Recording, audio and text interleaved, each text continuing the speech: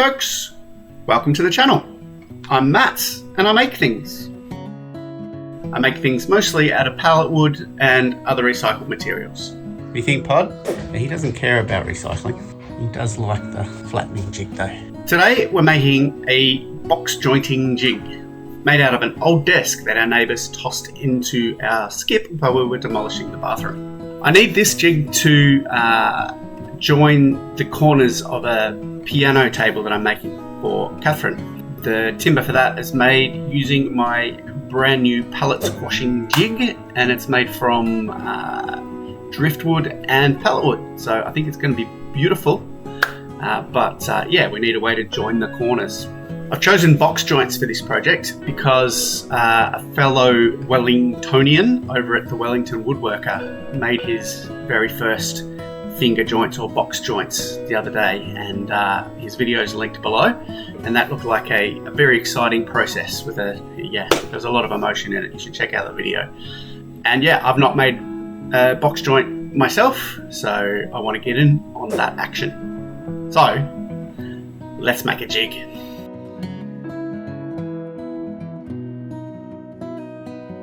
I want to be able to use my speed square in conjunction with this jig to make sure that the parts sit vertically. The front plate needs to be about 220mm high to accommodate that. In Tamar's video, I noticed that the first part that she cut was a little bit crooked. I mean, she called it out in her video. It was... Anyway.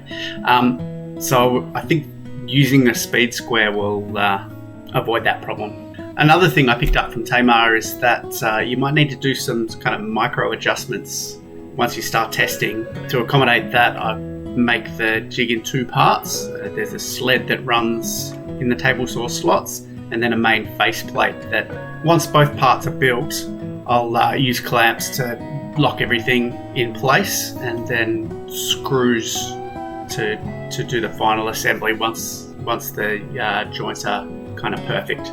But you'll see all that as we go along. Let's get into it. We'll need to cut all the parts on the table saw first. So we've got two parts at 220 by 500 for the faceplate. Two parts at 100 by 100 for the gussets, and they're cut off at a 45-degree angle. Two rails that fit your slots or the slots on the table saw. They need to be slightly shallower than the depth, but fit nicely in the width. I got lucky. The melamine that I'm using from the old desk basically fit the slots on my table saw perfectly, so I just needed to cut a couple of slices off that and trim it so that they were just a little bit shallower than the depth of my grooves. So then I needed another piece at 150 by 600 for the face of the little sled, and another at 170 by 600 for the bottom or the base of the little sled.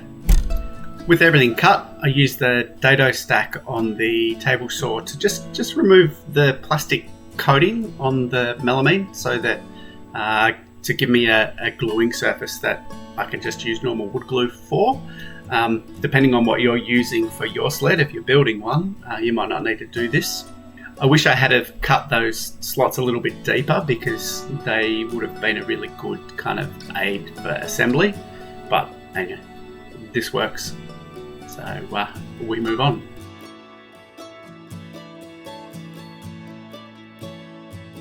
Next up, I glue the two main panels of the assembly together with epoxy. I only use epoxy because it's got the plastic coating on it, and some screws to hold it tight while it dries. For the rest of the glue up, I can just use normal wood glue because I've removed the plastic coating from the melamine. To fit the rails on the bottom of the little sled, I used the Dado stack again to remove a couple of strips of the plastic from underneath. In hindsight, I should have trimmed the sled up first, because the little gussets were kind of poking out, rested against the miter gauge, so the whole thing was kind of skew whiff when I put it through, and I butchered that cut. No matter though, I just put a block in place to clear those gussets to make nice straight cuts, and that was all good. It doesn't matter too much because these guys don't need to be perfect. It's just a gluing surface. After that was all sorted out, I swapped blades to the fine cut blade and finished trimming up the little sled, cut those gussets off, and made the big front plate all nice and square and clean on the edges, and removed all of the squeeze out from that so it's schmeck. Once that was done, I needed to glue the rails onto the little sled. Next, we've got the all-important rail alignment. This is not a cross-cut sled, so it doesn't need to be, perfect, but, really square is good enough. So, washers in the channels.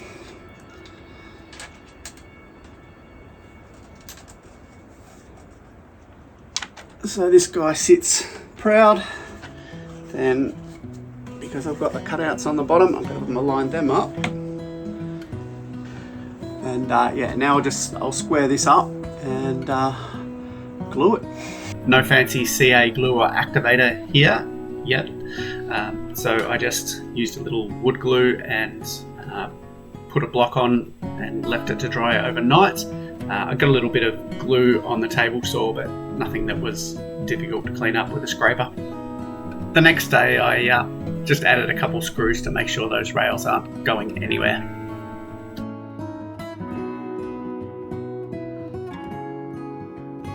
Like Jason at Bourbon Moth, I'm using a Dado stack to cut my finger joints, and I've chosen kind of 3 plates that are about 9mm thick. I think that's a good kind of thickness for the fingers.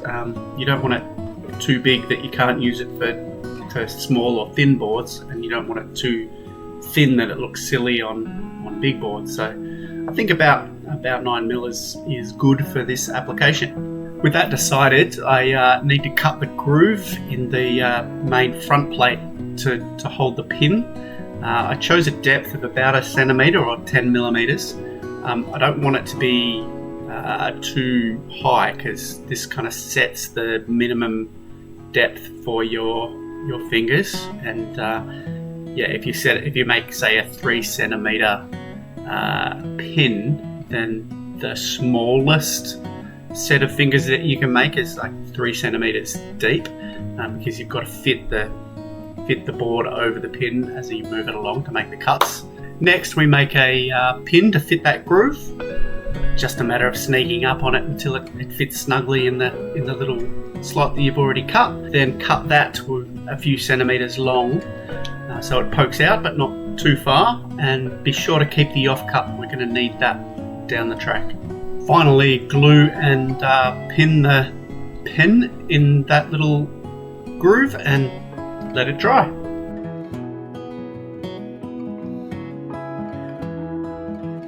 Now it's time to set the distance between the pin and the blade on the main face of the jig. My understanding here is that we need to make our cut the width of the finger away from the blade.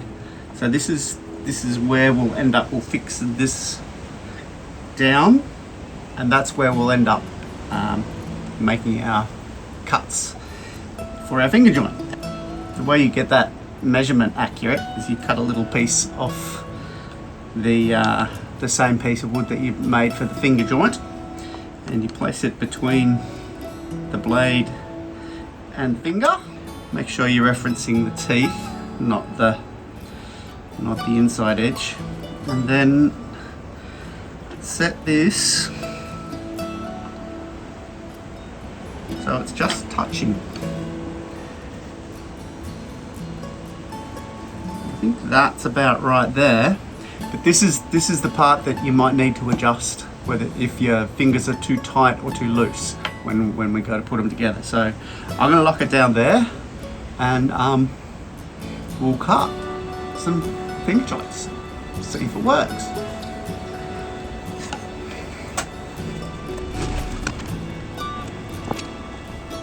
This is where Tamar kind of suggested that the jig might need a little bit of fine tuning to close, with the blade too close to the pin, it might be too loose, or with the blade too far away from the pin, it might not fit together at all.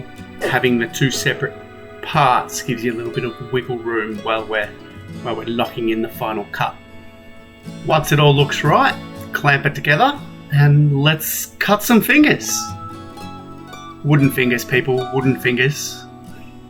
I cracked myself up. Alright, I chose some really nice clean stock. Set the blade height to be just higher than the thickness of the wood. And I cut my first finger joints. Don't forget to flip your first board over once you get to the end and use that as a reference for the first cut on the second board. This way, when you go to fit them together, they'll all line up. The top and the bottom will kind of match, and that'll be cool. So, do they fit? Mine felt a little bit tight, but once I cleaned them up with a chisel, there was a little bit of tear out, a little bit of kind of the wood kind of peeled into the joint, or away from the joint, and then it kind of went into the joint when I put them together. So, once I cleaned that up, they look pretty good. I think they're good. I think we might have made a box jointing jig. That's very exciting, people. I'm going to lock that down where it is with screws, and I think I'm going to call that done. So yeah, if you've come this far, I think we've been successful. Thanks for watching. If you enjoyed the video, give it a like. Maybe consider subscribing.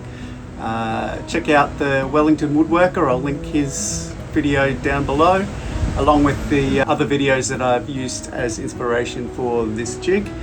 And until next time, cheers.